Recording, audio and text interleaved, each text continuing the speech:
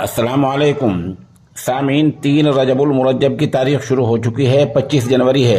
खबर का उन्वान है यूपी सरकार के वजीर को 1 साल की सज़ा सुनाई गई है और 10,000 रुपये जुर्माना भी लगा है।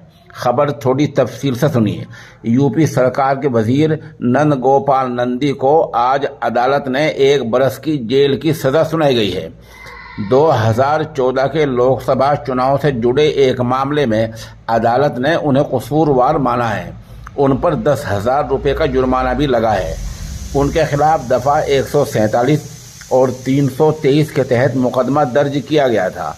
दरअसल उस वक्त लोकसभा चुनाव के दौरान नंदी पर इल्ज़ाम लगा था कि उनके हामियों ने उस वक्त के समाजवादी पार्टी के MP रेवती रमन सिंह के प्रोग्राम में हमला किया गया था।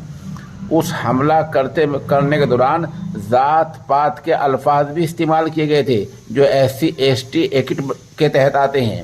इसी मामले में 9 साल बाद नंदी को कसूरवार पाया गया है और आज अदालत ने 1 साल की सज़ा का फैसला सुना दिया है।